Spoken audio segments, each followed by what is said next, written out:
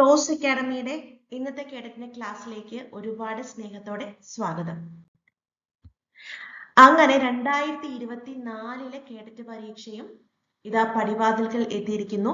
നിങ്ങൾ എന്റെ ക്ലാസ്സിന്റെ ഫ്രണ്ടിൽ ഇരിക്കുന്നത് കേഡറ്റിന്റെ സൈക്കോളജിയിൽ പെട്ടെന്ന് സ്കോർ ചെയ്യാൻ, പെട്ടെന്ന് പഠിക്കാൻ പറ്റുന്ന കുറച്ച് ഭാഗങ്ങൾ അവസാന നിമിഷത്തിൽ കവർ ചെയ്യാനായിട്ടാണ്. ലാഗ് ചെയ്യുന്നില്ല, നമുക്ക് ക്ലാസ്സിലേക്ക് കടക്കാം. നമുക്ക് കേഡറ്റിന്റെ സൈക്കോളജി പേപ്പറിൽ ഉറപ്പായിട്ടും ചോദിക്കാൻ ചാൻസ് ഉള്ള ഒരുപാട് ഏരിയാസ് ആണ് ഡിസ്കസ് ചെയ്യുന്നത്. അപ്പൊ അതിലെ ഫസ്റ്റ് ഏരിയ ആണ് ക്രിയേറ്റിവിറ്റി എന്ന് പറയുന്നത്. അപ്പൊ നമുക്ക് ഈ എക്സെപ്ഷണൽ ചിൽഡ്രൻ, പ്രത്യേക പരിഗണന അർഹിക്കുന്ന കുട്ടികൾ, അങ്ങനെയൊക്കെയുള്ള കാര്യങ്ങൾ പഠിക്കുന്നതിന്റെ കൂടെ തന്നെ നമ്മൾ ഗിഫ്റ്റഡ് ചിൽഡ്രൻ, ക്രിയേറ്റീവ് ചൈൽഡ്, അങ്ങനെ ഉള്ള കുട്ടികളെ പറ്റിയൊക്കെ പഠിച്ചു വരുന്നുണ്ട്. അപ്പൊ അതിൽ ക്രിയേറ്റിവിറ്റി അല്ലെങ്കിൽ സർഗാത്മകത, സർഗപരത എന്ന് പറയുന്ന ഒരു ടോപ്പിക്ക് സൈക്കോളജി പേപ്പറിൽ നിർബന്ധമായിട്ടും പഠിക്കണം. അപ്പോൾ ഫസ്റ്റ് ക്വസ്റ്റ്യൻ ഇതാണ്: which among the following is not a general characteristic of creative person. ഇവിടെ നിങ്ങൾ ശ്രദ്ധിക്കേണ്ട കാര്യം, ക്വസ്റ്റ്യൻ വായിക്കുമ്പോൾ മുഴുവൻ വായിക്കണം. Which among the following is not a general characteristics of creative person എന്നാണ് പറയുന്നത്. അതായത് ഒരു സർഗാത്മകത പ്രകടിപ്പിക്കുന്ന ആളിൽ കാണപ്പെടാത്ത ഒരു കഴിവ് അല്ലെങ്കിൽ ഒരു ഫീച്ചർ, ക്യാരക്ടറിസ്റ്റിക് ഏതാണ് എന്നാണ് ക്വസ്റ്റ്യൻ. ഓപ്ഷൻസ് വായിക്കാം. Option A, possesses high degree of sensitivity towards problems. Option B, shows flexibility in thinking, feeling and doing behavior. Option C, reluctant to transfer learning from one situation to another. Option D, possess good memory and broad knowledge. അപ്പോൾ ഒരു creative അല്ലെങ്കിൽ സർഗപരത എന്ന് പറയുമ്പോൾ പുതിയതും നൂതനവുമായ ഒരു ആശയത്തെയോ വസ്തുവിനെയോ സൃഷ്ടിക്കാനോ കണ്ടെത്താനോ ഒരു വ്യക്തിക്കുള്ള ശേഷിയെ വിളിക്കുന്ന പേരാണ് ക്രിയേറ്റിവിറ്റി എന്ന് പറയുന്നത്. ഈ ക്രിയേറ്റിവിറ്റി അല്ലെങ്കിൽ നമുക്ക് മലയാളത്തിൽ സർഗപരത, സർഗാത്മകത എന്നൊക്കെ പറയും. സർഗാത്മകതയ്ക്ക് പല ഘട്ടങ്ങളുണ്ട് എന്ന് കണ്ടെത്തിയ ആളാണ് ടോറൻസ്. അപ്പൊ ഈ ടോറൻസിന്റെ അഭിപ്രായത്തിൽ സർഗാത്മകത അല്ലെങ്കിൽ ഒരു ക്രിയേറ്റീവ് പേഴ്സൺ കാണിക്കുന്ന ഫീച്ചേഴ്സ് ആണ് അയാള് അവരുടെ ഐഡിയാസിൽ ഫ്ലുവന്റ് ആയിരിക്കും, അല്ലെങ്കിൽ വാചാലത ഉണ്ടാകും, ഫ്ലെക്സിബിൾ ആയിരിക്കും, ഒറിജിനാലിറ്റി ഉണ്ടായിരിക്കും, ഇലാബറേറ്റീവ് ആയിരിക്കും, അങ്ങനെയുള്ള ഫീച്ചേഴ്സ് ഒക്കെ. ഇതിന്റെ കൂടെ തന്നെ ക്രിയേറ്റീവ് ആളാണെന്നുണ്ടെങ്കിൽ പ്രോബ്ലം സോൾവിങ്ങിന്റെ സ്കിൽ ഉണ്ടാകും. അതുപോലെ തന്നെ ക്രിയേറ്റിവിറ്റിയുടെ ഏറ്റവും എടുത്ത് പറയേണ്ട പ്രത്യേകതയാണ് ഡൈവേർജന്റ് തിങ്കിങ് എന്ന് പറയുന്നത്. അപ്പൊ ഇങ്ങനെയുള്ള ഫീച്ചേഴ്സ് ഒക്കെയാണ് കോമൺ ആയിട്ട് ക്രിയേറ്റീവ് പേഴ്സന്റെ ഫീച്ചർ ആയിട്ട് പറയാൻ പറ്റുന്നത്. അപ്പൊ നമ്മൾ ഓപ്ഷൻസിലൂടെ പോകുമ്പോൾ option എയില് possesses high degree of sensitivity towards problems. പ്രശ്ന പരിഹരണത്തിന് ഒരു ഹൈ സെൻസിറ്റീവ് ആയിരിക്കും എന്നാണ് പറയുന്നത്. അപ്പൊ അത് ക്രിയേറ്റീവ് പേഴ്സന്റെ ഫീച്ചർ തന്നെയാണെന്ന് നമുക്ക് പറയാൻ പറ്റും. അപ്പൊ രണ്ടാമത് ടോറൻസ് പറഞ്ഞ പോലെ തന്നെ ഫ്ലെക്സിബിലിറ്റി ഇൻ തിങ്കിങ് ഒക്കെ ക്രിയേറ്റീവ് പേഴ്സന്റെ ക്യാരക്ടറാണ്. അതുപോലെ തന്നെ മൂന്നാമത്തെ വേർഡ് നിങ്ങൾ നോക്കുക, റിലക്റ്റന്റ് ടു ട്രാൻസ്ഫർ എന്നാണ് അറിയപ്പെടുന്നത്. അവിടെ ഒരു ബുദ്ധിമുട്ടാണ്. അതായത് ഒരു സിറ്റുവേഷനിലെ അറിവ് മറ്റൊരു സിറ്റുവേഷനിൽ, അല്ലെങ്കിൽ അവിടുത്തെ പ്രാവീണ്യം മറ്റൊരു സിറ്റുവേഷനിൽ യൂസ് ചെയ്യാൻ പറ്റാത്ത അവസ്ഥയാണ് പറയുന്നത്. അപ്പം ഒരു ക്രിയേറ്റീവ് ആളുടെ ഏറ്റവും വലിയ പ്രത്യേകത ആവണം ഐഡിയാസ് ട്രാൻസ്ഫർ ചെയ്യാൻ പറ്റുക എന്നത്. അപ്പൊ ഇതൊരു തടസ്സമായിട്ടാണ് നിൽക്കുന്നത്. ഇനി ഓപ്ഷൻ ഡി കൂടി നോക്കാം, possesses good memory and broad knowledge. തീർച്ചയായിട്ടും ക്രിയേറ്റീവ് പേഴ്സൺ വേണം. അപ്പോൾ ഒരു തടസ്സം പോലെ നിൽക്കുന്നത് ഓപ്ഷൻ സി ആണ്. അപ്പോൾ ഇതിന്റെ ആൻസർ സി ആണ് വരുന്നത്, which is not a characteristics of creative person. അപ്പോൾ ക്രിയേറ്റിവിറ്റി പഠിക്കുമ്പോൾ ഒരു ക്രിയേറ്റീവ് പേഴ്സന്റെ ഫീച്ചേഴ്സ് എന്തൊക്കെയാണ്? ഇപ്പോൾ ഡൈവേർജന്റ് തിങ്കിങ് ക്രിയേറ്റിവിറ്റിയുടെ ഒരു ഫീച്ചറാണ്. അതുപോലെ ടോറൻസ് ആണ് ക്രിയേറ്റിവിറ്റിക്ക് പല സ്റ്റേജുകൾ ഉണ്ടെന്ന് പറഞ്ഞത്. അപ്പൊ ആ സ്റ്റേജസ് ഒക്കെ നിങ്ങൾ ഡീറ്റെയിൽ ആയിട്ട് പഠിക്കണം. അതിൽ നിന്ന് ക്വസ്റ്റ്യൻ വരും. സർഗപരതയിൽ പ്രധാനമായിട്ടും 4 സ്റ്റേജസ് ആ ഉള്ളത്: പ്രിപ്പറേഷൻ, ഇൻക്യുബേഷൻ, ഇലിമിനേഷൻ, വേരിഫിക്കേഷൻ. അപ്പൊ അതൊക്കെ എക്സാമിന് സ്ഥിരം ചോദിക്കുന്നതാണ്. സ്റ്റൈലിൽ കാണിക്കുന്നില്ല എന്നുണ്ടെങ്കിൽ നിങ്ങൾ അത് പഠിക്കേണ്ടതാണ്. പെട്ടെന്ന് പോയി പഠിച്ചിട്ട് വരണം. അതുപോലെ തന്നെ ക്രിയേറ്റിവിറ്റിയുടെ techniques, tools, measuring techniques, creativity അളക്കാൻ ഉപയോഗിക്കുന്ന ടെക്നിക്സ് ഒക്കെ നിങ്ങൾ പഠിക്കേണ്ടതായിട്ടുണ്ട്. അപ്പോൾ ക്രിയേറ്റിവിറ്റി ഒരു മസ്റ്റ് ആയിട്ടുള്ള ഒരു ഹോട്ട് ടോപ്പിക് ആണെന്ന് പറയാം. എല്ലാ കാറ്റഗറിയിലും ഒരുപോലെ ചോദിക്കും. ഒരുപാട് പേർ ചോദ്യ പേപ്പറുകൾ എടുത്ത് ചോദിച്ചിരിക്കുന്ന ഒരു ഏരിയ ആണ് എറിക് എറിക്സൺ എന്ന് പറയുന്നത്. അദ്ദേഹം വ്യക്തിത്വ പഠന സമീപനങ്ങളിൽ പ്രസിദ്ധമായിട്ടുള്ള മനോസാമൂഹിക വികാസം എന്ന് പറയുന്ന സിദ്ധാന്തത്തിന്റെ വക്താവാണ്. ആ സിദ്ധാന്തത്തിലൂടെ അദ്ദേഹം ഐഡന്റിറ്റി ക്രൈസിസ് എന്ന് പറയുന്ന ആശയവും മുന്നോട്ട് വെച്ചു. സൈക്കോ സോഷ്യൽ ഡെവലപ്മെന്റ് തിയറി ആര് പ്രപ്പോസ് ചെയ്തു എന്ന് ചോദിച്ചാൽ എറിക്സൺ ആണ് ആൻസർ ആയിട്ട് വരുന്നത്. അദ്ദേഹം ജീവിതത്തെ 8 പ്രതിസന്ധി ഘട്ടങ്ങളായിട്ട് വേർതിരിച്ചു. അദ്ദേഹത്തിന്റെ തിയറിയിൽ നിന്നും ഒരുപാട് റിപ്പീറ്റഡ് ആയിട്ട് ചോദിച്ചിരിക്കുന്ന ഒരു ക്വസ്റ്റ്യൻ ആണ്. Erikson put forth different life stages through which an individual develops. The stage which is most applicable for adolescent age. അപ്പോൾ കൗമാര കാലഘട്ടത്തെ മെൻഷൻ ചെയ്തുകൊണ്ട് എറിക്സൺ അവതരിപ്പിച്ച പ്രതിസന്ധി ഘട്ടം ഏതാണ് എന്നാണ് ചോദ്യം. അപ്പോൾ എറിക്സന്റെ 8 സ്റ്റേജസ് അതിന്റെ ടൈം പീരീഡ് വെച്ച് ഓർഡറിൽ പഠിക്കുക എന്നുള്ളതാണ് ഫസ്റ്റ് നിങ്ങളുടെ ഡ്യൂട്ടി. ഞാൻ അതെല്ലാം പറയുന്നില്ല, ഇതിലെ ഏജസ് പറയാം. ഫസ്റ്റിലത്തെ ട്രസ്റ്റ് വേഴ്സസ് മിസ്ട്രസ്റ്റ്, ഈ ആദ്യം കൊടുത്തിരിക്കുന്നത് തന്നെയാണ് എറിക്സന്റെ സ്റ്റേജ് തിയറിയിൽ ഫസ്റ്റ് സ്റ്റേജ് എന്ന് പറയുന്നത്. ട്രസ്റ്റ് വേഴ്സസ് മിസ്ട്രസ്റ്റ് എന്ന് പറയുമ്പോൾ ജനനം മുതൽ 0 to 18 months ആണ്. ഇനി അതിനുശേഷം autonomy versus shame and doubt, ഇത് ആക്ച്വലി സെക്കൻഡ് സ്റ്റേജ് ആണ്. ഇത് 18 മന്ത് മുതൽ 3 വയസ്സ് വരെ എന്ന് പറയാം. അടുത്തത് ഇൻഡസ്ട്രി വേഴ്സസ് ഇൻഫീരിയോറിറ്റി, ഇത് ആക്ച്വലി അദ്ദേഹത്തിന്റെ തിയറിയിൽ 4ാമത്തെ സ്റ്റേജ് ആണ്. ഇതിനിടയ്ക്ക് ഒരു സ്റ്റേജ് വരുന്നത് ഇനിഷ്യേറ്റീവ് വേഴ്സസ് ഗിൽറ്റ് ആണ്. അപ്പൊ ഇനിഷ്യേറ്റീവ് വേഴ്സസ് ഗിൽറ്റ് എന്ന് പറയുന്നത് 3 to 5 ഇയർ ആണ്. ഇൻഡസ്ട്രി വേഴ്സസ് ഇൻഫീരിയോറിറ്റി എന്ന് പറയുന്നത് 6 to 12 ആണ്. അടുത്തത് identity versus role confusion, actually ഈ സ്റ്റേജ് ആണ് നമ്മുടെ അഡോളസെന്റ് ഏജ് എന്ന് പറയുന്നത്, അതായത് 12 to 18 ടീനേജ്. അപ്പോൾ ഇതാണ് ഐഡന്റിറ്റി വേഴ്സസ് റോൾ കൺഫ്യൂഷൻ എന്ന് പറയുന്നതാണ് ഈ പറയുന്ന അഡോളസെന്റ് ഏജിൽ. ആ ഒരു അഡോളസെന്റ് ഏജിന്റെ പ്രതിസന്ധിയാണ് ഐഡന്റിറ്റി വേഴ്സസ് റോൾ കൺഫ്യൂഷൻ, അല്ലെങ്കിൽ മലയാളത്തിൽ സ്വഭാവബോധം വേഴ്സസ് റോൾ സംശയങ്ങൾ എന്ന് പറയാനായിട്ട് പറ്റും. അപ്പോൾ ഈ ഒരു സ്റ്റേജിന്റെ മറ്റു പ്രത്യേകതകളും കാര്യങ്ങളും ഡീറ്റെയിൽഡ് ആയിട്ട് ഞാൻ പറയുന്നില്ല, ആ ഒരു പേര് മാത്രമേ പറയുന്നുള്ളൂ. ഭയങ്കര ടഫായിട്ട് എടുക്കുന്ന ഒരു എക്സാം ഒക്കെ ആണെന്നുണ്ടെങ്കിൽ ഡീറ്റെയിലിങ്സിലേക്ക് പോകാൻ ചാൻസ് ഉള്ളൂ. ഓക്കെ, അപ്പോൾ എറിക്സൺ അദ്ദേഹത്തിന്റെ തിയറിയുടെ പേര് 8 സ്റ്റേജസ് ഉണ്ട്, ക്രൈസിസുകളെ പറ്റി പറയുന്നുണ്ട്. അത് ഏതൊക്കെയാണെന്ന് ഓർഡറിൽ പഠിക്കുക. അതിൽ അഡോളസെന്റ് ഏജ് എന്ന് പറയുന്നത് ഐഡന്റിറ്റി വേഴ്സസ് റോൾ കൺഫ്യൂഷൻ ആണ് ഈ ഒരു സ്റ്റേജിന്റെ പ്രത്യേകത എന്ന് പഠിക്കുക. ഇനി ഒരു കാര്യമുണ്ട്, എറിക്സന്റെ സാമൂഹിക വികാസ സിദ്ധാന്തത്തെക്കുറിച്ച് പരിശോധിക്കാനുള്ള ഏറ്റവും ഫലപ്രദമായ രീതിയാണ് കേസ് സ്റ്റഡി. കേസ് സ്റ്റഡി എന്താണെന്ന് പഠിച്ച് വെക്കണം. കേസ് സ്റ്റഡി നമുക്ക് വേറെ ഇവാലുവേഷനിലും പേഴ്സണാലിറ്റി മെഷർമെന്റ് ടെക്നിക്സ് ആയിട്ട് ക്വസ്റ്റ്യൻ ചോദിക്കാൻ ചാൻസ് ഉള്ളതാണ്. ചോദ്യം ഇത് നമുക്ക് കോമൺ ആയിട്ട് എക്സെപ്ഷണൽ ചിൽഡ്രൻ എന്ന് പറയുന്ന പ്രത്യേക പരിഗണന അർഹിക്കുന്ന കുട്ടികൾ, CWSN, children with special needs എന്നൊക്കെ പറയുന്ന ടോപ്പിക്കിനെ ചേർത്ത് നിർത്തി ചോദിക്കുന്ന ഭാഗമാണ്. ഇത് എല്ലാ തവണയും ക്വസ്റ്റ്യൻ ഉണ്ടാവാറുണ്ട്. ഞാൻ 1-2 ക്വസ്റ്റ്യൻസ് കാണിക്കാം. ഒന്ന്, അപ്പൊ ഈ എക്സെപ്ഷണൽ ചിൽഡ്രനോട് ചേർത്ത് പഠിക്കേണ്ട ഒരു ഭാഗമാണ് ഇൻക്ലൂസീവ് എഡ്യൂക്കേഷൻ എന്ന് പറയുന്നത്. ഓക്കെ, ഉൾച്ചേർന്ന പഠനം സാധ്യമാകുന്ന ഒരു ക്ലാസ് മുറിയിൽ ഏറ്റവും അനുയോജ്യമായ പഠന സമീപനം ഏത്? Most suitable learning approach in an inclusive class room. Inclusive class room എന്ന് വെച്ചിട്ടുണ്ടെങ്കിൽ ഇവിടെ പ്രത്യേക പരിഗണന അർഹിക്കുന്ന കുട്ടികളും സാധാരണ കുട്ടികളും എല്ലാം ഈക്വൽ ആയിട്ട് കൺസിഡർ ചെയ്തുകൊണ്ട് ഒരു ക്ലാസ് മുറിയിലേക്ക് വരുന്നതിനെയാണ് ഇൻക്ലൂസീവ് ക്ലാസ് റൂം എന്ന് പറയുന്നത്. അപ്പൊ അവിടെ ഏറ്റവും സ്യൂട്ടബിൾ ആയിട്ടുള്ള ലേണിംഗ് അപ്രോച്ച് ആണ് ചോദിച്ചിരിക്കുന്നത്. Option A activity based approach, option B multi sensory approach, option C individualised learning approach, option D all the above. നമ്മുടെ ഒരു പ്രീവിയസ് ഇയർ ക്വസ്റ്റ്യൻ ആണ്, ഓൾ ദ എബോവ് ആണ് റൈറ്റ് ആൻസർ ആയിട്ട് വരുന്നത്. അപ്പോൾ അതായത് ഇത് 3 ഇൻക്ലൂസീവ് എഡ്യൂക്കേഷനിൽ കൊടുക്കാൻ പറ്റുന്ന സ്ട്രാറ്റജീസ് ആണ്.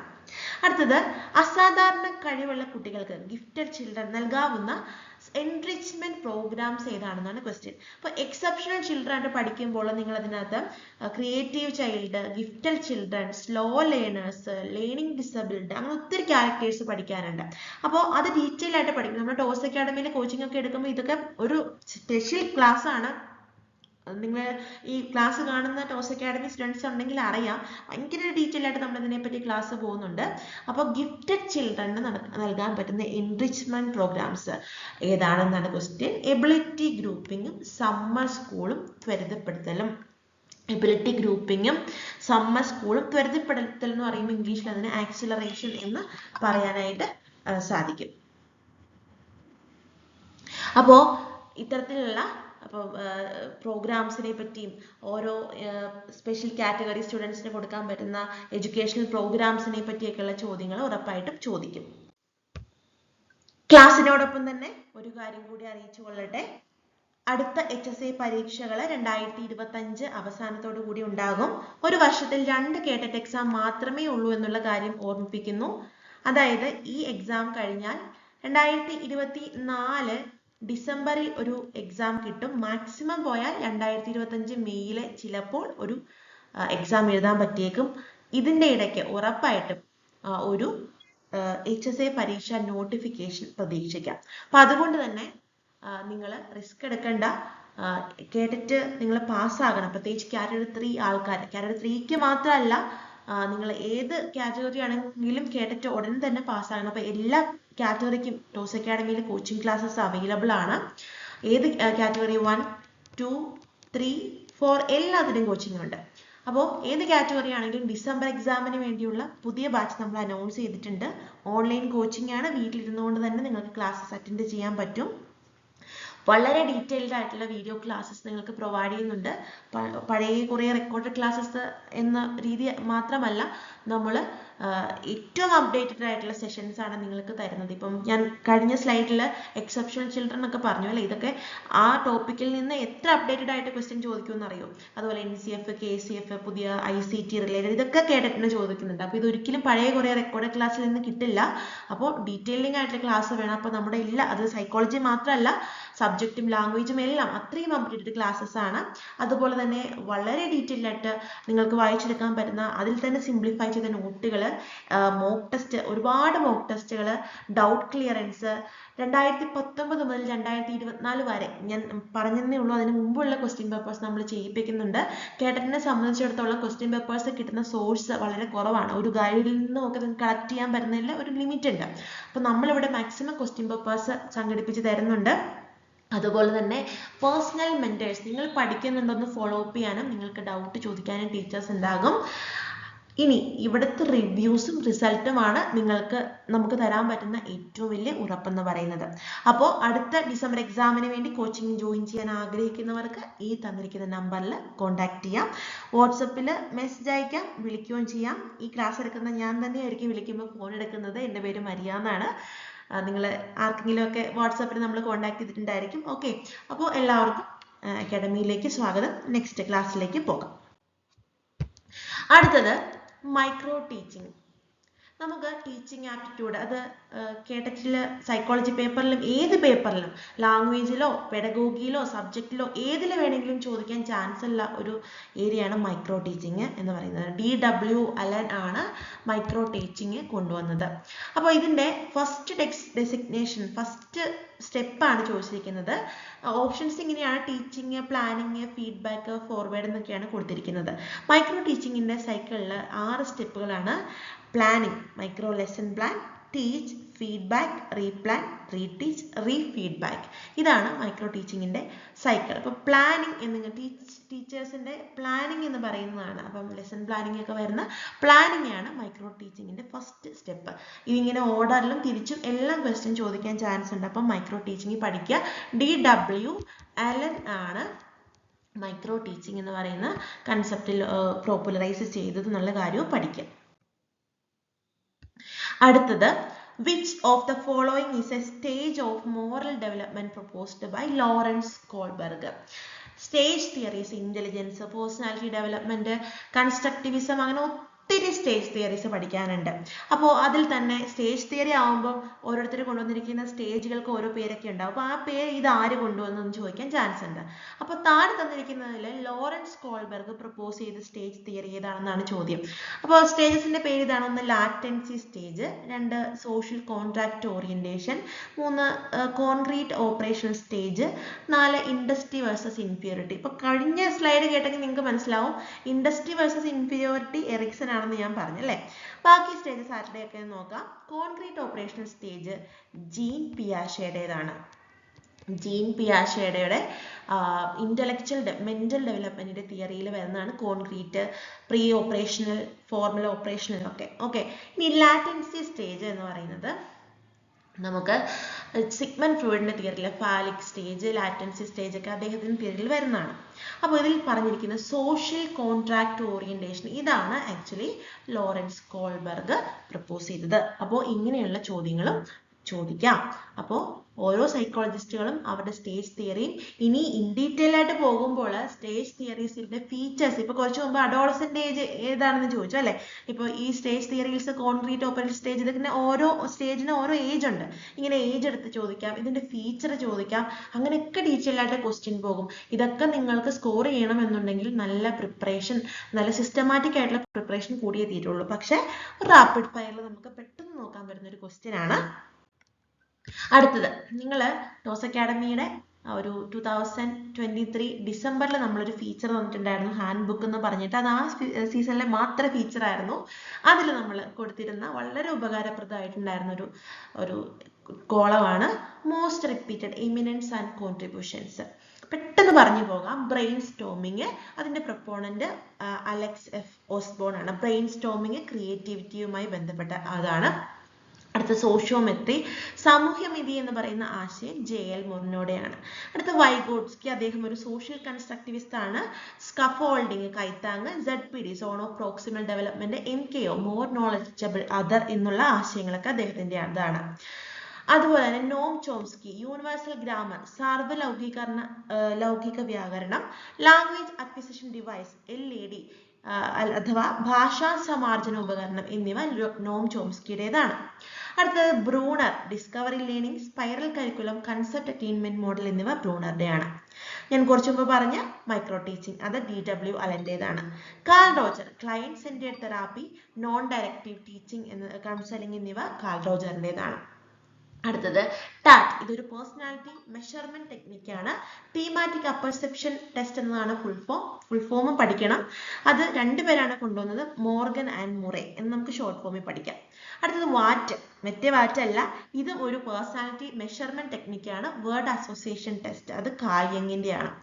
അടുത്തത് ക്യാറ്റ്, മറ്റേ ക്യാറ്റ് അല്ല, ചിൽഡ്രൻസ് അപ്പർസെപ്ഷൻ ടെസ്റ്റ്, അത് ബെല്ലാക്കിൻ്റെതാണ്. അടുത്തത് കർട്ട് ലിവിന്റെ ആണ്, ഫീൽഡ് തിയറി, ലൈഫ് സ്പേസ്. ഇത് രണ്ടും കർട്ട് ലിവിന്റെ കൊഗ്നിറ്റീവ് ഫീൽഡ് തിയറിയിലെ ആശയങ്ങളാണ്.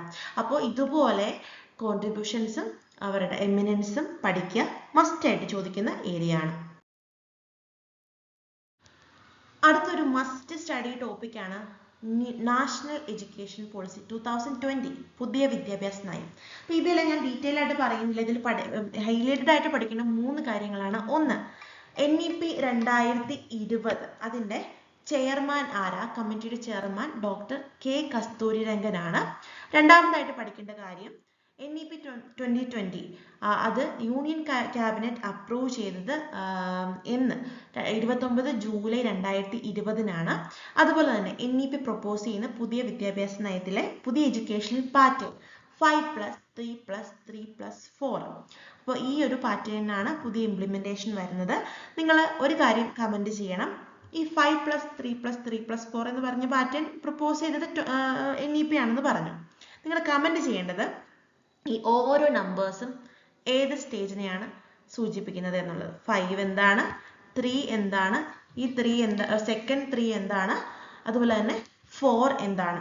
ഇത് ഈ ഓരോ നമ്പേഴ്സും ഏത് സ്റ്റേജിനെ സൂചിപ്പിക്കുന്നു എന്നുള്ളത് നമ്മുടെ ഈ വീഡിയോയ്ക്ക് താഴെ നിങ്ങൾ കമന്റ് ഇടണം. അത് 2 കാര്യത്തിനാണ്. ഒന്ന്, അറിയില്ലാത്തവരിലേക്ക് ഷെയർ ചെയ്യാനും അതുപോലെ തന്നെ നിങ്ങൾക്ക് അതൊന്ന് പഠിച്ച് ഇരിക്കാനുമായിട്ട്.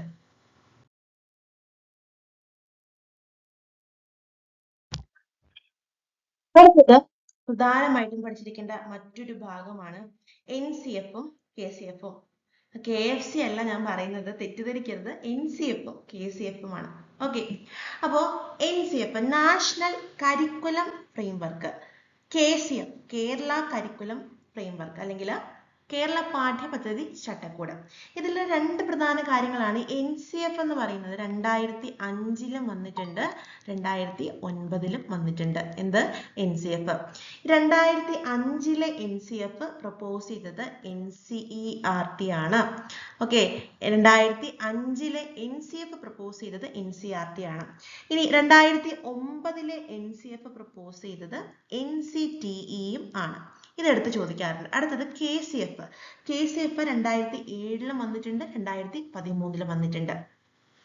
ഈ KCF കേരള പാഠ്യപദ്ധതി ചട്ടക്കൂട് ആദ്യമായിട്ട് തയ്യാറാക്കിയത് 2007 2007 KCFന്റെ അടിസ്ഥാന സമീപനങ്ങൾ ജ്ഞാനനിർമ്മിതി അല്ലെങ്കിൽ നോളജ് കൺസ്ട്രക്ഷൻ അടിസ്ഥാനമാക്കിയുള്ള പഠന പ്രക്രിയ നടത്തണമെന്നുള്ളതാണ്. 2007 KCF ആരെ കേന്ദ്രീകരിച്ചുള്ളതായിരുന്നു എന്ന് ചോദിച്ചിട്ടുണ്ടെങ്കിൽ അത് ലേണറിനെ, പഠിതാവിനെ കേന്ദ്രീകരിച്ചുള്ളതായിരുന്നു. അതുപോലെ NCF എന്ന് പറയുന്നത് അവിടെ ടീച്ചറിന്റെ റോൾ എന്ന് പറയുന്ന ഒരു ഫെസിലിറ്റേറ്ററിന്റെയും ആണ്. അടുത്തത് 2007 KCF ഏതുതരം ഭൗതിക ചിന്തയ്ക്കാണ് പ്രാധാന്യം നൽകിയത്? മൾട്ടിപ്പിൾ ഇന്റലിജൻസ്, ബഹുമുഖ ബുദ്ധി. 2007 KCF ഏതുതരം പഠന രീതിക്ക് പ്രാമുഖ്യം നൽകുന്നു? സഹകരണാത്മകവും സഹപ്രവർത്തനപരവുമായ പഠനത്തിന്. അപ്പൊ ഇങ്ങനെയുള്ള പോയിന്റ്സ് NCFനെ പറ്റിയും KCFനെ പറ്റിയും നിങ്ങൾ മസ്റ്റ് ആയിട്ട് പഠിച്ചിരിക്കുക. അടുത്തതായിട്ട് നമ്മൾ സെലക്ട് ചെയ്തിരിക്കുന്നത് ഇവാലുവേഷനിൽ നമുക്ക് റിപ്പീറ്റഡ് ആയിട്ട് ചോദിക്കുന്ന കുറെ ഭാഗങ്ങളാണ്. ഒന്ന് ഗ്രേഡിംഗ് എന്ന് പറഞ്ഞ രണ്ട് തരത്തിലുണ്ട്. ഒന്ന് ഡയറക്റ്റീവ് ഗ്രേഡിങ്ങും മറ്റൊന്ന് അബ്സല്യൂട്ട് ഗ്രേഡിംഗ്. അപ്പൊ അബ്സല്യൂട്ട് ഗ്രേഡിംഗ് എന്ന് പറയുന്നത് based on A defined set of standards എന്ന് പറയാൻ പറ്റും. അതായത് ഒരു കോഴ്സ് തുടങ്ങുന്നതിന് മുമ്പ് തന്നെ നിശ്ചിത പരിധി നിർണ്ണയിച്ചുകൊണ്ട് നടപ്പാക്കുന്ന ഗ്രേഡിംഗ് രീതിയാണ് അബ്സല്യൂട്ട് ഗ്രേഡിംഗ് എന്ന് പറയുന്നത്. ഡയറക്റ്റീവ് ഗ്രേഡിംഗ് നിങ്ങൾ നോക്കണം. അടുത്തത് അസസ്മെന്റ് എന്ന് പറയുന്ന ഒരു ടോപ്പിക്. അതിൽ assessment of learning, assessment for learning, assessment as learning എന്നിങ്ങനെ 3 കാര്യങ്ങൾ പഠിക്കാനുണ്ട്. നമ്മളിവിടെ നോക്കുന്നത് അസസ്മെന്റ് ഫോർ ലേണിംഗ് ആണ്, പഠനത്തിന് വേണ്ടിയുള്ള വിലയിരുത്തൽ. അതായത് ഒരു ക്ലാസ്സിലെ കുട്ടികളുടെ വർക്ക് അധ്യാപിക ശേഖരിച്ച് പരിശോധിച്ച് തുടർന്ന് വർക്കിന് അനുസൃതമായി തന്റെ അടുത്ത ക്ലാസ്സിലെ ബോധന പ്രക്രിയകൾ കുട്ടികളുടെ ആവശ്യത്തിന് അനുസൃതമായി ആസൂത്രണം ചെയ്യുന്നു. ഇവിടെ നടന്ന വിലയിരുത്തൽ പ്രക്രിയ ഏതാണെന്നാണ് ചോദിച്ചിരിക്കുന്നത്. അപ്പോൾ ഇത് അസസ്മെന്റ് ഫോർ ലേണിംഗ് ആണ്. അതായത് occurs when teachers use inferences about students' progresses to inform their teaching. അപ്പോൾ നിങ്ങൾക്ക് കാര്യം മനസ്സിലായി കാണും. പഠനത്തിനിടയിൽ തന്നെ ടീച്ചേഴ്സ് സ്റ്റുഡൻസിന്റെ പ്രോഗ്രസ്സിന് വേണ്ടിയിട്ടുള്ള കാര്യങ്ങൾ ചെയ്യുന്ന ഒരു രീതി, ഇതിനെയാണ് അസസ്മെന്റ് ഫോർ ലേണിംഗ് എന്ന് പറയുന്നത്. അടുത്തത് അനക്ഡോട്ടൽ റെക്കോർഡ്, ക്യുമുലേറ്റീവ് റെക്കോർഡ്, ഇങ്ങനെയുള്ള കാര്യങ്ങളൊക്കെ പഠിക്കാനുണ്ട്. ഇതിനെപ്പറ്റി ഡീറ്റെയിൽ ആയിട്ട് നമ്മളൊരു ക്ലാസ് ഓൾറെഡി വീഡിയോ യൂട്യൂബിൽ ചെയ്തിട്ടുണ്ട്. അതിൻ്റെയൊക്കെ ലിങ്ക് ഞാൻ കമന്റ് ബോക്സിൽ വെക്കാം, നിങ്ങൾ കമന്റ് ബോക്സ് നോക്കണം. ഓക്കെ, അപ്പോൾ ഉപഖ്യാന രേഖ അനക്ഡോട്ടൽ റെക്കോർഡ്. അപ്പോൾ നിങ്ങൾ അനക്ഡോട്ടൽ റെക്കോർഡ് എന്ന് പറയുമ്പോൾ ഓർത്തിരിക്കേണ്ട ഒരു 1-2 കാര്യമാണ്. ഒന്ന്, ഒരു പ്രൈമറി സ്കൂൾ അധ്യാപകൻ കുട്ടികളുടെ പെരുമാറ്റ സവിശേഷതകൾ നിരീക്ഷിക്കുകയും ഒരു കുട്ടിയെയും നിരീക്ഷിച്ച് ലഭിക്കുന്ന വസ്തുക്കൾ അപ്പോൾ കുറിച്ചിടുകയും ചെയ്യുന്നു. ഇവിടെ ഉപയോഗിക്കുന്ന മനഃശാസ്ത്ര ശോധകം, അതായത് ഇവിടെ ഒരു സ്പെസിഫിക് ഇൻസിഡന്റിനെ വെച്ച് ചെയ്തിട്ടാണ് അവിടെ ഇവാലുവേഷൻ നടത്തിയിരിക്കുന്നത് അല്ലേ. അത്തരത്തിൽ എന്തെങ്കിലും ഒരു സ്പെസിഫിക് ഇൻസിഡന്റിനെ വെച്ച് അപ്പോൾ തന്നെ ഇവാലുവേഷൻ നടത്തുന്ന മനഃശാസ്ത്ര ശോധകത്തെയാണ് ഉപാഖ്യാന രേഖ, അനക്ഡോട്ടൽ റെക്കോർഡ് എന്ന് പറയുന്നത്. ഇനി നമുക്ക് പഠിക്കാനുള്ള മറ്റൊരു കാര്യമാണ് ഫോർമേറ്റീവ് സമ്മേറ്റീവ് ഇവാലുവേഷൻ. ഫോർമേറ്റീവ് ഇവാലുവേഷനെ പറ്റിയാണ് നമ്മളിവിടെ വിശദീകരിക്കുന്നത്. It occurs during the learning process. വിദ്യാർത്ഥികളുടെ നേട്ടങ്ങൾ വിലയിരുത്തുന്നതിനും കോട്ടങ്ങൾ അപ്പോൾ പരിഹരിക്കുന്നതിനും വേണ്ടി, അതായത് പഠനം നടന്നുകൊണ്ടിരിക്കുമ്പോൾ തന്നെ നടത്തുന്ന വിലയിരുത്തലാണ് ഫോർമേറ്റീവ് ഇവാലുവേഷൻ. അപ്പോൾ സമ്മേറ്റീവ് ഇവാലുവേഷൻ എന്തായിരിക്കും നിങ്ങൾക്ക് കമന്റ് ചെയ്യാം. അടുത്തത് diagnostic test, achievement test, prognostic test ഒക്കെ പഠിക്കാനുണ്ട്. അതിൽ ഡയഗ്നോസ്റ്റിക് ടെസ്റ്റ് ആണ് പഠിക്കുന്നത്. നിദാന ശോധകം, purpose to discover the deficiencies of students. കുട്ടികൾ പരീക്ഷയിൽ താഴ്ന്ന ഗ്രേഡുകൾ ലഭിച്ചതിന് കാരണം എന്തെന്ന് കണ്ടെത്താൻ അധ്യാപകൻ നടത്തേണ്ടത് ഡയഗ്നോസ്റ്റിക് ടെസ്റ്റ് ആണ്. അപ്പോൾ അച്ചീവ്മെന്റ് ടെസ്റ്റും പ്രോഗ്നോസ്റ്റിക് ടെസ്റ്റും നമ്മൾ ഉറപ്പായിട്ടും പഠിച്ചിരിക്കണം. ഇതിന്റെ കൂടെ പ്രോഗ്നോസ്റ്റിക് ടെസ്റ്റ് ഫ്യൂച്ചർ നമ്മൾ പ്രിഡിക്റ്റ് ചെയ്യാൻ സഹായിക്കുന്ന ടെസ്റ്റാണ് പ്രോഗ്നോസ്റ്റിക് ടെസ്റ്റ് എന്ന് പറയുന്നത്. ഡയഗ്നോസ്റ്റിക് ടെസ്റ്റ് എന്ന് പറയുന്നത് ഡയഗ്നൈസ് ചെയ്യുക എന്ന് പറയുന്നത് എന്താണ്? നമ്മൾ കാരണം കണ്ടെത്തുക എന്നൊരു ഇതാണ് അല്ലേ. അപ്പോൾ അതുപോലെ തന്നെ ഡെഫിഷ്യൻസീസ് കണ്ടെത്താൻ വേണ്ടി നടത്തുന്ന ടെസ്റ്റാണ് ഡയഗ്നോസ്റ്റിക് ടെസ്റ്റ് എന്ന് പറയുന്നത്. അപ്പോൾ formative summative evaluation, achievement diagnostic prognostic test, assessment of learning, assessment as learning, assessment for learning, absolute grading, directive grading, ഇങ്ങനെയുള്ള കാര്യങ്ങളൊക്കെ പഠിക്കണം. ഒരു മസ്റ്റ് സ്റ്റഡി ടോപ്പിക്കാണ് സിഗ്മണ്ട് ഫ്രോയിഡ്. അദ്ദേഹത്തിന്റെ പേഴ്സണാലിറ്റി ഡെവലപ്മെന്റ്, അതിൽ സൈക്കോ സെക്ഷൽ സ്റ്റേജസിനെ പറ്റി, അല്ലെങ്കിൽ ഇത് ഈഗോ, സൂപ്പർ ഈഗോ, അങ്ങനെയുള്ള കാര്യങ്ങളെ പറ്റിയും ഒക്കെ സ്ഥിരമായിട്ട് ചോദിക്കുന്നതാണ്. അപ്പൊ ഇവിടെ തന്നിരിക്കുന്ന ക്വസ്റ്റ്യൻ സൈക്കോ സെക്ഷൽ സ്റ്റേജസ്, അതിന്റെ 4 സ്റ്റേജുകൾ തന്നിട്ട് അത് ഓർഡറിൽ എഴുതാനാണ്. ആക്ച്വലി സൈക്കോ സെക്ഷൽ സ്റ്റേജ് എന്ന് പറയുന്നത് 5 സ്റ്റേജുകളുണ്ട്. ഫസ്റ്റിലത്തേത് ഓറൽ സ്റ്റേജ്, സെക്കൻഡിലെ anal stage, third one phallic stage, fourth one latency stage and fifth one genital stage. ഇങ്ങനെ 5 സ്റ്റേജ് ഉണ്ട്. അപ്പോൾ ഇതിൽ 4 തന്നിട്ടുള്ളൂ. അപ്പോൾ ഇത് ഓർഡറിൽ വരുമ്പോൾ ഓറൽ, ഏനൽ, ഫാലിക്, ജെനിഷ്യൽ, ഇത് വരുന്നത് ഓപ്ഷൻ എ ആണ്. അപ്പോൾ ഇങ്ങനെ സൈക്കോളജിസ്റ്റുകളുടെ തിയറിയിൽ സ്റ്റേജ് തിയറി ആണെങ്കിൽ ആ സ്റ്റേജസ് ഓർഡറിൽ പഠിച്ചിരിക്കണം. അടുത്തത് ഇന്റലിജൻസ് എന്ന് പറയുന്ന ഒരു ടോപ്പിക്കിനെ ബേസ് ചെയ്തിട്ടുള്ള ഏരിയ ആണ്. മസ്റ്റ് ആയിട്ട് സ്റ്റഡി ചെയ്യേണ്ടതാണ്. അതിലെ സൈക്കോളജിസ്റ്റുകൾ, അവരുടെ തിയറീസ്, അവരുടെ കോൺട്രിബ്യൂഷൻസ്, അതുപോലെ തന്നെ ഇന്റലിജൻസ് ടെസ്റ്റുകൾ, ഐക്യു കാണുന്ന ഇക്വേഷൻ, ഐക്യുവിന്റെ പല ടേബിൾസ്, അത് വെച്ചിട്ടുള്ള വർഗീകരണങ്ങളൊക്കെ പഠിക്കാനുണ്ട്. അപ്പൊ ഇവിടെ ഞാൻ നിങ്ങൾക്ക് ഇൻട്രൊഡ്യൂസ് ചെയ്ത് തരുന്നത് കുറച്ച് സൈക്കോളജിസ്റ്റുകളും അവർ പ്രപ്പോസ് ചെയ്ത ഇന്റലിജൻസ് തിയറീസിന്റെ പേര് അല്ലെങ്കിൽ അതിലെ കമ്പോണൻസും ആണ്. ഫസ്റ്റിൽ തന്നെ സ്പിയർമാൻ 2 ഫാക്ടർ തിയറി അല്ലെങ്കിൽ ദ്വിഘടക സിദ്ധാന്തമാണ് പ്രപ്പോസ് ചെയ്തത്. അതിൽ 2 ഘടകങ്ങൾ ഇന്റലിജൻസിനുണ്ടെന്നാണ് പറയുന്നത്. ജനറൽ ഫാക്ടറും specific factor, G factor, S ഫാക്ടറും. അപ്പൊ സ്പിയർമാൻ ജി ആണ്. അടുത്തത് തേഴ്സ്റ്റൺ എന്ന് പറയുമ്പോൾ 7 പ്രൈമറി മെന്റൽ എബിലിറ്റീസിനെ പറ്റി പറഞ്ഞുകൊണ്ട് തിയറി പ്രപ്പോസ് ചെയ്തു. അടുത്തത് സ്റ്റെയിൻബർഗ്, അദ്ദേഹത്തിന്റെ തിയറി ട്രയാർക്കിക് തിയറി എന്നുള്ള പേരിലാണ് അറിയപ്പെടുന്നത്. ഈ ഓരോ തിയറി പഠിക്കുമ്പോൾ ഇതിൽ ഇന്റലിജൻസിന്റെ പല ഘടകങ്ങളെ പറ്റി പറയുന്നുണ്ട്. അത്രയും ഡീറ്റെയിലായിട്ട് ഞാൻ പോകുന്നില്ല, ആക്ച്വലി ഇത് പഠിക്കേണ്ടതാണ്. അപ്പോൾ ഇതൊക്കെ ഇമ്പോർട്ടൻ്റ് ആണ്. അതുപോലെ തന്നെ ഗാർഡനർ മൾട്ടിപ്പിൾ ഇന്റലിജൻസ് തിയറിയാണ് പ്രപ്പോസ് ചെയ്തത്. ഇവിടെ മൾട്ടി ഡയമെൻഷനിൽ നിന്നാണ്, അത് ടൈപ്പിംഗ് എറർ ആണ്. മൾട്ടിപ്പിൾ ഇന്റലിജൻസ് തിയറിയാണ് പ്രപ്പോസ് ചെയ്തത്. അപ്പോൾ ഇതിന്റെ ആൻസർ 4 ആണ് വരുന്നത്. ഓക്കെ, അപ്പൊ ഇങ്ങനെ നിങ്ങൾ ഇന്റലിജൻസ് പഠിച്ചിരിക്കണം. പിയാഷെ നമ്മുടെ കേട്ടന്റെ ക്വസ്റ്റ്യൻ പേപ്പറിൽ ഒരു ക്വസ്റ്റ്യൻ തരുന്ന ഒരാളാണ്. അത് മസ്റ്റ് ആയിട്ട് തന്നിരിക്കും. എല്ലാ ക്വസ്റ്റ്യൻ പേപ്പറിലും ചോദ്യമുണ്ട്. അപ്പോൾ ജീൻ പിയാഷെ ഒരു കൺസ്ട്രക്റ്റിവിസ്റ്റ് ആണ്. രണ്ടാമതായിട്ട് അദ്ദേഹം ഇന്റലക്ച്വൽ ഡെവലപ്മെന്റിന്റെ സ്റ്റേജ് തിയറിയാണ് കൊണ്ടുവന്നിരിക്കുന്നത്, കുട്ടികളിലെ വൈജ്ഞാനിക വികസനത്തെ പറ്റി. ഇപ്പോൾ കുട്ടികളിൽ വൈജ്ഞാനിക വികസനം നടത്തുന്ന 4 ഘട്ടങ്ങളെ പറ്റിയാണ് അദ്ദേഹം പറഞ്ഞിരിക്കുന്നത്. അപ്പൊ ഇവിടെ തന്നിരിക്കുന്ന ചോദ്യത്തിൽ ലെഫ്റ്റ് സൈഡിൽ ആ സ്റ്റേജസും റൈറ്റ് സൈഡിൽ അതിൽ ഇന്റലക്ച്വൽ ഡെവലപ്മെന്റിന്റെ ഫീച്ചറുമാണ് തന്നിരിക്കുന്നത്. പക്ഷേ ഇവിടെ തന്നിരിക്കുന്ന ലെഫ്റ്റ് സൈഡിലെ സ്റ്റേജസ് ഓർഡറിലല്ല കേട്ടോ. അപ്പോൾ അത് ഞാൻ ജസ്റ്റ് ആദ്യമേ ഓർഡറിൽ പറയാം. ആദ്യം കുട്ടികളിലെ സെൻസറി മോട്ടോർ സ്റ്റേജ് ആണ്, രണ്ടാമത് പ്രീ ഓപ്പറേഷണൽ സ്റ്റേജ് ആണ്, മൂന്നാമത് കോൺക്രീറ്റ് ഓപ്പറേഷണൽ സ്റ്റേജ് ആണ്, നാലാമത് ഫോർമൽ ഓപ്പറേഷണൽ സ്റ്റേജ് ആണ്. ഈ ഫോർമൽ ഓപ്പറേഷണൽ സ്റ്റേജ് ആണ് ഫൈനൽ സ്റ്റേജ്. ഇനി നമുക്ക് ഈ ഓർഡറിൽ തന്നെ അതിന്റെ ഫീച്ചർ പഠിക്കാം. ഒന്നാമത്തെ സ്റ്റേജ് ആയിട്ടുള്ള സെൻസറി മോട്ടോർ സ്റ്റേജ്, ഇതിന്റെ ഏറ്റവും വലിയ പ്രത്യേകതയാണ് 3 ആയിട്ട് പറഞ്ഞിരിക്കുന്ന ഒബ്ജക്റ്റ് പെർമനൻസ്, വസ്തുസ്ഥിരത. അടുത്ത രണ്ടാമത്തത് പ്രീ ഓപ്പറേഷണൽ സ്റ്റേജ്.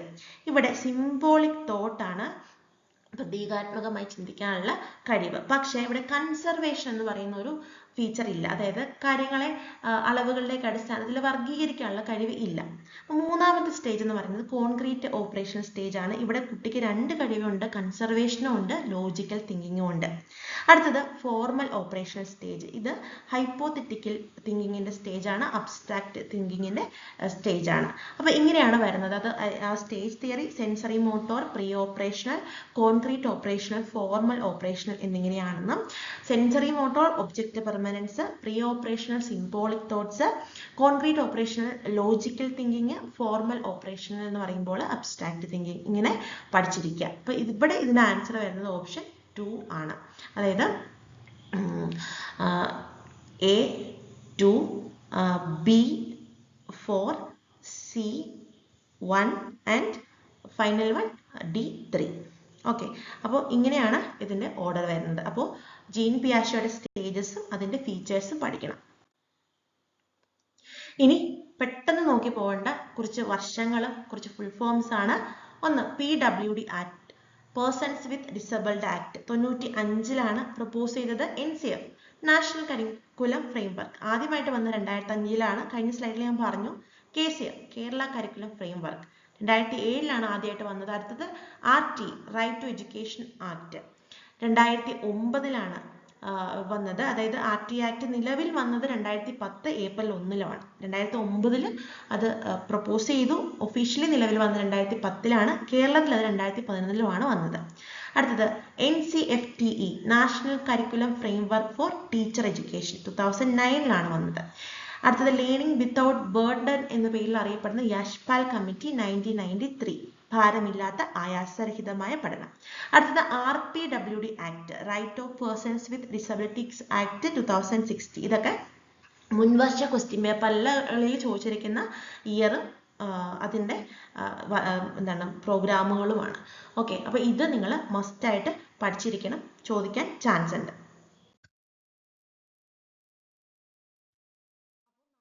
എക്സാം എഴുതാൻ പോകുന്ന എല്ലാവർക്കും ഓൾ ദ വെരി ബെസ്റ്റ്. ഇന്നത്തെ ക്ലാസ് വളരെ യൂസ്ഫുൾ ആയിരിക്കുന്നു എന്ന് പ്രതീക്ഷിക്കുന്നു. കമന്റ് ചെയ്യാൻ പറഞ്ഞിരിക്കുന്ന കാര്യങ്ങളൊക്കെ കമന്റ് ചെയ്യുക. അപ്പോൾ ഡിസംബർ എക്സാമിന് വേണ്ടിയിട്ട് പ്രിപ്പറേഷൻ നടത്തുന്നവർ തീർച്ചയായിട്ടും ടോസ് അക്കാഡമിയിലേക്ക് ധൈര്യമായിട്ട് കടന്നു വരാം. എല്ലാവർക്കും ഓൾ ദ വെരി ബെസ്റ്റ്.